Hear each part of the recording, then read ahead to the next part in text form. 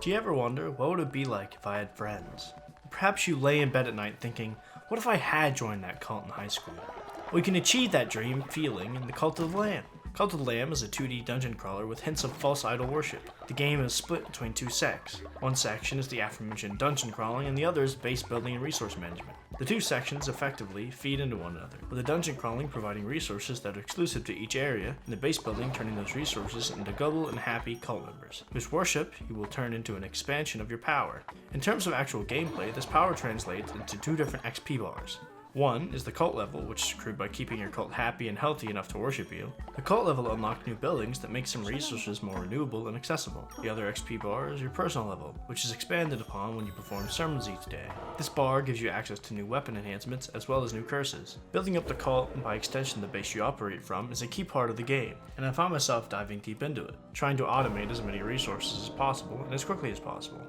I quite enjoy expanding my cult to be self-sufficient. However, it never actually reached that point. While I found the balance of the resources to be well done, with the resources you need the most being easy to produce at the base, there is a key step of production I would have liked to see become automated: food production. Growing the food can be almost completely done by your cultist, with the player only needing to move the seeds and fertilizer to the proper boxes so they can be planted. However, once the food is grown, an actual cooking has to be done by the player. So I could be running through a dungeon, which eventually becomes endless, and have to suddenly trot myself back to the cult because I got a pop-up saying one of my big bad cultist tummy hurts. If I could just do what I do with other resources and fill up a chest of the ingredients and set the food to be cooked while I'm gone, I would be able to enjoy, and would enjoy, doing longer runs in the dungeon. Frankly, I never even got to enjoy the endless parts of the dungeon because of the food issue. The other issue with the camp building is placing the structures feels awkward.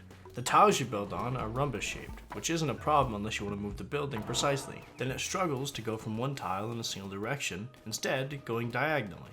But if I'm moving at a quicker speed, it moves just fine. So I found myself going past where I want to go just to circle around and stop it where I actually want it. Really, both these issues could be fixed, and considering how active the developers seem to be with the project, they might even iron it out, and outside of these issues, I really did enjoy the base building. The camp isn't even limited to just resource management, with a few mini-games to be found as you continue through your brainwashing journey. Now the other half of the gameplay is the dungeon crawling, and with Cult of the Lamb being a roguelike, you'll be doing a fair amount of it. The dungeon crawling reminds me a lot of The Binding of Isaac, with you going from room to room, clearing out a horde of enemies and occasionally getting rooms with buffs and loot. However, the Cult of the Lamb's combat is different from The Binding of Isaac. The player gets a dedicated role, and instead of shooting tears, you have a variety of melee weapons and curses at your disposal. They also have a variety of enhancements to them. One of the most unique of which is a chance to summon a ghost upon killing an enemy. The ghost will then attack an enemy for you, dealing a decent amount of damage before dying. Each enhancement also drastically changes the look of each weapon, with the ghost summoning enhancement giving the weapons a skeletal look straight from the bone zone.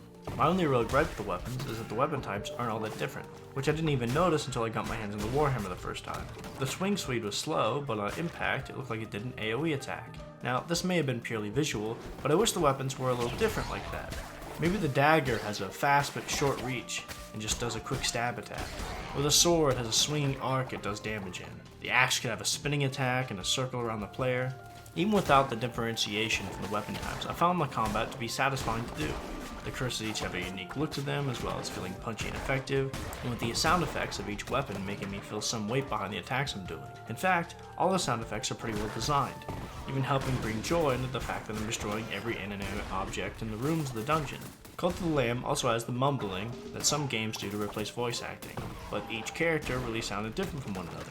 The mumble acting really matched the character model they were bringing to life. The music was also quite good, with the menu music being some of the most memorable for me. It put me right in the mood to start a cult. I was even inspired to put up some flyers in my local library. Sadly, not that many people want to get together and worship the old gods these days. The opening menu's art also put me right into the mood. Something about cute animals and cults just seem to go together so well. In fact, I think the art style really brings some light into the darker tone of the game, somehow making the idea of sacrificing your fellow cult member in the game just that much easier. The artist also seemed to go really wild with each theme of the dungeon. The backgrounds, as well as the assets in each world, seem to flow and fit right together. The enemies also match the beautiful themes, and not a recolor in sight, which I appreciate. But in saying that, I would have liked the enemies that have buffs to show it in their models rather than just an icon above their head. Have the enemies that bleed poison look sick, or have the ones that drop bombs when they die have a bomb strapped to them. Overall, besides my nitpicky issues with the game, Cult of the Lamb is a fantastic game. The combat feels quick and responsive, the base building is satisfying and ties in great with the dungeon crawling. With the developers of this game seemingly keeping up with their passion for it, I would imagine this game would only improve as time marches on. So if you're looking to free a dark god from the edge of the abyss, try doing it in Cult of the Lamb. Best to get those urges out and save the rest of us from the headache of having to put him back in the box.